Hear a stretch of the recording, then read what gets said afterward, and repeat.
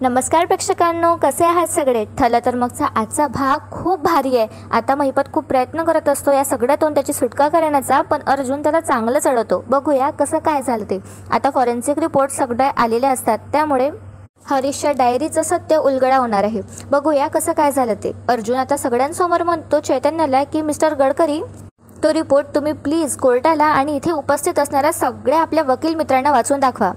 तर दामिनीला आता टेन्शनच आलेलं असतं. तर आता चैतन्य म्हणतो की शुअर, आणि तो आता सगळं वाचून दाखवत असतो. आता बघा या रिपोर्ट्समध्ये मित्रांनो असं लिहिलेलं असतं, हरीश शिंदे यांच्या अधिकृत हस्ताक्षर नमुन्यांची आणि डायरीतील नोंदणीची तुलना केली असता खालील निष्कर्ष नोंदवले गेली आहेत. त्यामध्ये बघा आता निष्कर्ष असतात की डायरीचे हस्ताक्षर जे आहे ते हरीशच्या हस्ताक्षरचे 92% हे जोडल्या गेली आहे. आणि त्यानंतर दुसरा निष्कर्ष असतो की शाही विश्लेषण आणि त्यावरचं सगळं जे लिहिलेलं असतं आणि कागदसुद्धा बघून, कागदाच्या स्थितीकडे बघून असं आपल्याला म्हणता येतं की सदर नोंद सुमारे 2 वर्षापूर्वी ही लिहिलेली आहे. त्यावर आता अर्जुनला याचा खूप आनंद होतो आणि सायलीसुद्धा खूप आनंदी होते. तिसरा निष्कर्ष असतो की दस्तऐवजात कोणताही बदल, कुठलाही खाडाखोळ केलेला नाही आहे. आणि पुढे या चिठ्ठीत हे सुद्धा, या रिपोर्ट्समध्ये हे सुद्धा लिहिलेलं असतं की यामध्ये कोणताही दबावाखाली ही चिठ्ठी लिहिलेली नाही आहे, असं यातून निष्कर्ष काढता येतो. त्यानंतर आता अर्जुन म्हणतो की इन शॉर्ट हे चिठ्ठी हरीशनेच लिहिली आहे, हे आता प्रूव्ह झालेलं आहे. महिपत आता अस्वस्थ होतो हे ऐकून. त्यानंतर आता अर्जुन म्हणतो की ॲडव्होकेट साळुंखे, तुमच्या मनात आता विचार येत असतील की हरीश तर आता जिवंत नाही आहे, मग ही चिठ्ठी मला कुठून सापडली, नाही का? पुढे आता अर्जुन म्हणतो की लेट मी क्लिअर इट, हे चिठ्ठी मला हरीशकडेच सापडली. आता हे ऐकून दामिनी विचारतच पडते आणि ती अर्जुनकडे आश्चर्याने बघू लागते. आणि बघा ही प्रिया सतत आता शैलीच्या फेसकडे बघत असते की शैली स्माईल करते की काय. पुढे आता अर्जुन म्हणतो कारण हा हरीश हा माणूस मेलेला परत जिवंत होऊन त्याच्या मित्राला मेसेजेस पाठवत होता. आता दामिनीच्या हे लक्षात आलंय की हे कांड महिपतनेच केलंय म्हणून. त्यामुळे आता ती महिपतकडे रागानेच बघू लागते आणि महिपत आपली नजर लपवत असतो. त्यानंतर आता अर्जुन म्हणतो की हां, हे होऊ शकतं, हे खरं आहे. पुढे आता बघा अर्जुन कोर्ट समोर सांगतो की मिलॉर्ड, हे मेसेज म्हणजे हरीश जिवंत आहे हे सगळं दाखवण्याचा हा एक प्लॅन होता. त्याने हरीशचा मर्डर केला कारण त्याला हे सगळं लपवून ठेवायचं होतं, म्हणून तो त्याच्या मित्राला मेसेजेस करत होता. आणि मग योग्य वेळ आल्यावर पोलिसांना टिप देऊन त्याने त्या हरीशची बॉडी परत बाहेर काढायला लावली. आता हे ऐकून महिपत खूप अस्वस्थ झालेला असतो आणि प्रियासुद्धा आश्चर्यातच पडते. आता ॲडव्होकेट साळुंखे उभा होतो आणि तो आता म्हणतो, ॲडव्होकेट सुभेदार, हरीश त्याच्या मित्राला मेसेज करत होता म्हणजे हे मला नाही समजलं. तर आता अर्जुन म्हणतो की समजेल, हेही समजेल. आणि आता अर्जुन कोर्टमध्ये हरीशचा मित्र अशोक काकांना बोलावतो. आधी अर्जुन जज साहेबांकडे परमिशन मागतो, तसं त्याने अर्जही केलेला असतो. त्यावर आता परमिशन जज साहेब लवकरच देऊन देतात आणि त्यानंतर आता अशोक काका हे कोर्टमध्ये येतात. आता अर्जुन विचारतो अशोक काकांना की मला सांगा, तुमची आणि हरीशची मैत्री होती? त्यावर आता अशोक म्हणतो की हो होती साहेब, आम्ही खूप जुने मित्र आहोत, म्हणजे आमची मैत्री खूप वर्षापासूनची होती. आता अर्जुन म्हणतो की तुम्ही मला सांगू शकाल का की तुमचा शेवटचा कॉन्टॅक्ट हरीश सोबत कधी झाला? त्यावर आता अशोक काका सांगतात 3-4 दिवसांपूर्वीच त्याचा मला मेसेज आला होता. आता अशोक काकांना बहुतेक कळलं आणि ते खूप दुःखी असतात हे ऐकून. अशोक आता पुढे सांगत असतो की म्हणजे मला वाटलं की हे मेसेज तर हरीशनेच केला आहे, पण त्याने नव्हता केला तो मेसेज. आणि आता अशोक तिथे रडू लागतो. तर आता सायली सगळं आश्चर्यानेच बघत असते. इकडे बघा आता सीन शिफ्ट होतो आणि प्रताप आता कल्पनाच्या मागे मागे करत असतो, कारण की कल्पना आता फार चिडली असते. आता प्रताप म्हणतो, अगं कल्पना काय चिडली आहेस एवढी, काय झालंय तुला? अगं हे बघ, मी सायलीचा भाग घेतो असं तुला वाटतंय म्हणून तू चिडली आहेस ना? आता बघा कल्पना काय करते, जोरातच आता ती कपाटीचं दार आपटते आणि प्रतापकडे रागतच बघते. त्यानंतर इकडे तिकडे फिरू लागते पूर्ण रूमभर. त्यावर तर प्रताप तिच्या मागे मागे फिरत असतो. प्रताप आता कल्पनाला म्हणतो, अगं कल्पना, मी फक्त माझं मत मांडत होतो ना, अगं असं काय करतेस? माझं मत पण आता तू शांतपणे ऐकून घेणार नाही आहेस का? तर आता कल्पना काही ऐकत नाही आणि सगळं आदळा उपट करत असते. तितक्यात आता प्रतापला एक कॉल येतो आणि प्रताप आता कॉलवर म्हणतो की हे बघ थांब, एक खूप महत्त्वाचं काम आहे. मला सांग, बायकोचा राग कसा काढतात तुला माहिती आहे का? तर आता कल्पना सगळ्या कपड्यांच्या घड्या करत असते, तो कपडे येतात ती जोरातच झटकत असते. त्यानंतर आता इकडे प्रताप कॉलवर असतो आणि प्रताप म्हणतो इंटरनेटला विचारू. अरे त्याचं काय होईल, त्याचं थोडी लग्न झालंय. अरे मला फक्त या बाबतीत एक अनुभवी नवराच मला मार्गदर्शन करू शकतो. पुढे आता प्रताप म्हणतो, काही नाही रे, काही होऊ दे जगात, पण या बायकांचा राग आहे ना तो फक्त नवऱ्यांवरच निघतो. अमुक ठिकाणी वादळ आलं, काळा राग नवऱ्यांवर. तमुक देशात आग लागली, काळा राग नवऱ्यावर. असं आता प्रताप कॉलवर सांगत असतो. आणि पुढे आता प्रताप म्हणतो, आता हे बिचारे नवरे काय करतील? आणि प्रताप आता कल्पनाजवळ जातो आणि म्हणतो, मी पाया पडू का तुझ्या? आता कल्पना चिडतच त्याच्याकडे बघत असते. त्यामुळे आता प्रताप प्रिटेंड करतो कॉलवर बोलण्याचा आणि म्हणतो, काय रे, मी पाया पडू का तुझ्या? अरे एखादं जादू वगैरे असेल तर सांग मला, किंवा एखादं पुस्तक असेल तर सांग, ते पण कळव मला. तर हा व्यक्ती म्हणतो की नाही. तर आता प्रताप म्हणतो की नाही झालं, म्हणजे आता मलाच पुस्तक लिहावं लागणार आहे. त्याचा शीर्षक असणार आहे की बायको एक न सुटणारं कोळं. आणि आता कल्पना दुसरीकडे जाण्याचा प्रयत्न करत असते कपाटात कपडे ठेवण्यासाठी, पण प्रताप तिला इकडे तिकडे सरकत अडवत असतो. त्यामुळे आता कल्पना फारच चिडते, सगळं तिथे आपटून देते ते कपडे आणि तिथून चालली जाते. आता प्रताप म्हणतो अरे अरे रे, हे प्रकरण तर फारच चिघळलेलं दिसतंय. आता काहीतरी मोठा उपाय सुचवायला हवा, मी आलोच असं म्हणत प्रताप आता तिथून निघून जातो. इकडे आता सीन शिफ्ट होतो आणि आता अशोक काका सांगत असतात, हो साहेब, आम्ही 2 वर्षापासून नित्य नेमाने एकमेकांना मेसेज करायचो आणि मला कळलंच नाही की मी ज्या माणसाशी बोलतोय तो हरीश नव्हता म्हणून. पुढे आता हे अशोक काका अर्जुनला सांगतात की वकील साहेब, ह्या हरीशचा खून झाला हे मला सुद्धा आता या 3-4 दिवसातच कळलंय. त्याआधी मला हे सगळं काहीच माहीत नव्हतं. त्यानंतर अर्जुन आता जजसाहेबांना अशोकचा फोन दाखवतो आणि म्हणतो की हा अशोकचा फोन आहे मिलॉर्ड, आणि यात सगळे ते मेसेजेस आहेत जे हरीशच्या नंबरवरून पाठवले गेले होते. अर्जुन आता हा फोन सबमिट करतो आणि म्हणतो तुम्ही हे वाचू शकता. त्यानंतर आता जजसाहेब सुद्धा ते सगळे मेसेजेस वाचतात आणि त्याची शहानिशा करून घेतात. त्यानंतर आता अर्जुन अशोक काकांना तिथून जायला सांगतो आणि थँक्यू म्हणतो.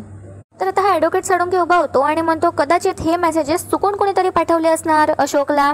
तर आता अर्जुन म्हणतो अच्छा चुकून, तेही 2 वर्ष. अच्छा, म्हणजे 2 वर्ष चुकून आपल्या मित्राशी गप्पा मारत होता. 2 वर्ष. त्यावर आता महिपत सुद्धा आता वैतागत असतो आणि दामिनी सुद्धा. तर आता इकडे रविराज हसत असतो. आता अर्जुन कोर्टसमोर म्हणतो की मिलॉर्ड, हे क्लिअरली आयडेंटिटी थेफ्टची केस आहे. एक माणूस गेली 2 वर्ष हरीश असल्याचं नाटक करत होता आणि हरीश म्हणून अशोकशी बोलत होता.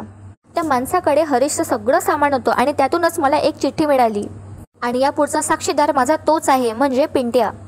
आता दामिनी महिपतकडे परत बघू लागते की हे काय नवीन आता प्रकरण. तर आता महिपत भिगी बिल्ली बनून अस्वस्थ असा बसत असतो. पुढे आता अर्जुन म्हणतो त्याला कोर्टात बोलवण्याची मी परमिशन मागतोय आणि तसा अर्ज सुद्धा केलाय. त्यावर आता इकडे जसे परमिशन देऊन देतात आणि आता दामिनी आणि साक्षी दोघीही आपल्या डोक्यावरती हात ठेवतात. तितक्यात आता पोलीस पिंट्याला आता तिथे घेऊन येतात आणि आता दामिनी आणि तिची आशील म्हणजे साक्षी दोघीही आता टेन्शनमध्ये असतात. तर आता महिपत सुद्धा असं रागतच त्या पिंट्याकडे बघू लागतात. आता बघा अर्जुन प्रश्न विचारणं सुरू करतो. अर्जुन म्हणतो की तुझं नाव काय. त्यावर आता हा पिंट्या म्हणतो मला सगळे पिंट्या बोलतात. त्यावर आता अर्जुन म्हणतो की तुला लोक काय म्हणतात, तुला हे विचारलं का, नाव विचारलं ना ते सांग मग. त्यावर आता हा पिंट्या सांगतो की माझं नाव आहे उमेश सुर्वे. आता अर्जुन म्हणतो की अच्छा, तर उमेश लोक पैसे चोरतात, दागिने चोरतात, मोबाईल चोरतात, पण तू एका माणसाची ओळखच चोरलीस. आता अर्जुन जजसाहेबांना सांगतो की जज साहेब, हरीश मेल्यानंतर सुद्धा हरीशच्या नावाने त्याच्या मित्राला मेसेजेस जात होते. आणि आता पिंट्याकडे बोट दाखवत अर्जुन म्हणतो आणि हा आयटम हरीश म्हणून त्याच्या मित्राला मेसेज पाठवत होता. पुढे आता अर्जुन पिंट्याला म्हणतो हे मान्य आहे तुला. काय रे, काय विचारतो मी, तू हरीश शिंदेची ओळख वापरत होतास का. त्यावर आता पिंट्या महिपतकडे बघतो आणि महिपत आता रागतच त्याच्याकडे बघत असतो. आता हा पिंट्या कबूल करतो आणि म्हणतो की हो, हरीशच्या मोबाईलवरून मीच मेसेज करत होतो. आता अर्जुन विचारतो का केलंस तू असं, आणि हरीशचं सामान घेऊन एका अंडर कन्स्ट्रक्शन बिल्डिंगमध्ये तू का राहत होतास. तर आता बघा महिपतचं लक्ष त्या पिंट्याकडे असतंच. तर आता अर्जुन विचारतो बोल, असं तो त्याला सतत प्रश्न करत असतो. त्यामुळे आता पिंट्या घाबरतो आणि पिंट्या आता महिपतकडे बघू लागतो. तर महिपत आता पिंट्याला खुणावतो की जर तू माझ्याबद्दल काही बोलला, माझं नाव घेतलं, तर मी तुला ढगातच पाठवेल, तुझं खून करेल. त्यावर आता हा पिंट्या बघा काय सांगतो. हा खोटं कोर्टाला सांगतो की ते हरीशने माझ्याकडनं पैसे घेतले होते आणि उधारी त्याने 50,000 रुपये घेतले. तर मी त्याच्याकडे तेच मागत होतो, पण तो देत नव्हता. मग मला खूप राग आला आणि एके दिवशी आता रागाच्या भरात मी त्याचा खून केला.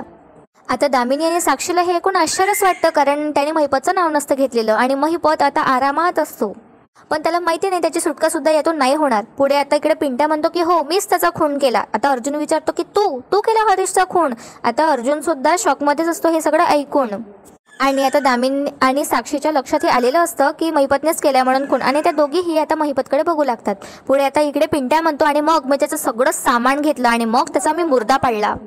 महिपत आता मनात खूप खुश असतो हे सगळं ऐकून. आता हा पिंट्या म्हणतो आणि कोणाला संशय येऊ नये म्हणून मी त्याच्या मित्राला मेसेज करत राहिलो. त्यानंतर बघा आता अर्जुनचं लक्ष जातं महिपतकडे आणि महिपत मस्त असा डोलत असतो आणि रिलॅक्स असतो. आता अर्जुनच्या लक्षात येतं की हे महिपतनेच केलंय.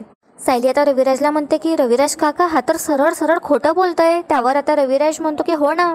सायली म्हणते पण अशाने आता मधुबन सुटतील का. तर आता रविराज म्हणतो की हो, सुटतील, तू काळजी करू नकोस.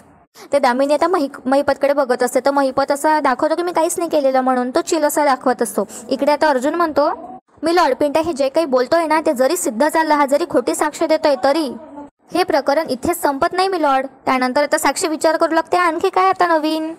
आणि महिपत सुद्धा आता प्रश्नातच पडतो. अर्जुन विचारतो, पिंट्या तू नेमकं काय काम करतो हे सांगशील का? त्यावर आता पिंट्या म्हणतो की हो, मी एका वॉचमॅनचं काम करतो. त्यावर आता अर्जुन म्हणतो, अच्छा वॉचमॅन, तरी तुझ्याकडे तुझ्या मित्राला देण्यासाठी 50,000 होते.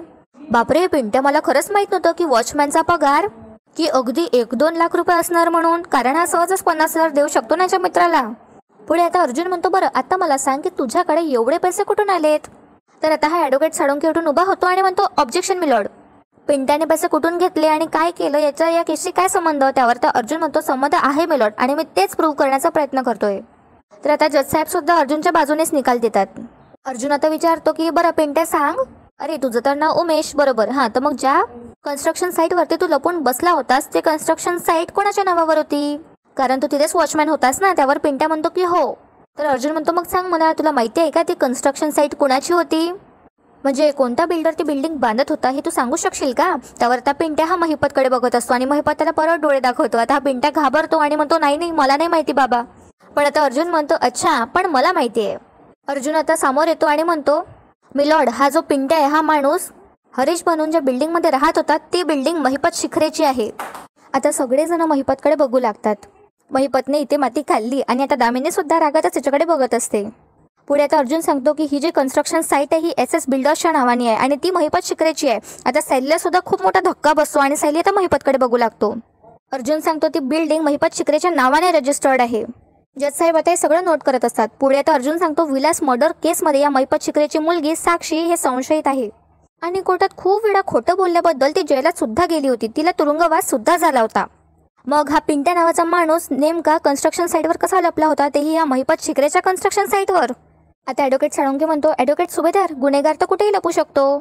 तर आता महिपत हा हसू लागतो असा करतो. त्यावर आता दामिनी त्याच्याकडे रागानेच बघत असते. तर बघा आता हा म्हणतो, ॲडव्होकेट साळुंके जिथे कोणी येत जात नाही, सिक्युरिटी नाही, तिथे हा लपू शकतो ना.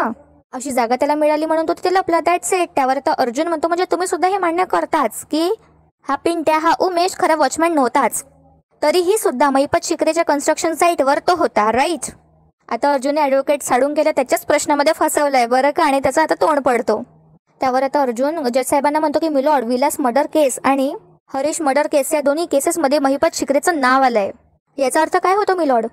की इथे संशयाला जागा आहे की हरीशच्या खुनाशी महिपत शिखरे कनेक्टेड आहे. त्यामुळे मी कोर्टाला विनंती करतो की आता महिपत शिखरे याची आश्रमाच्या रिलेटेड दोन्ही खुनांसाठी कसून चौकशी व्हावी. आता बघा सैलीला हे पण खूप आनंद होतो आणि सैली म्हणते, अर्जुन सर, माझे डॅशिंग अर्जुन सर. आणि आजचा भाग इथे संपतो. खरंच प्रेक्षकांना आजच्या भागात अर्जुनने धम्मालच केली आहे. आता उद्याच्या भागात आपल्याला पाहायला मिळणार आहे की सैली आता एका वेगळ्या स्टाईलने अर्जुनला प्रपोज करते, पण ती आता हिंदीमध्ये प्रपोज करते. मला असं वाटत होतं मराठीमध्ये जास्त चांगलं वाटलं असतं, पण असू द्या. कसं वाटतं तुम्हाला आजचा भाग? व्हिडिओला नक्की लाईक करा आणि चॅनलला सबस्क्राईब करायला विसरू नका. भेटूया उद्या एका नवीन एपिसोडसोबत. तोपर्यंत एन्जॉय आणि धन्यवाद.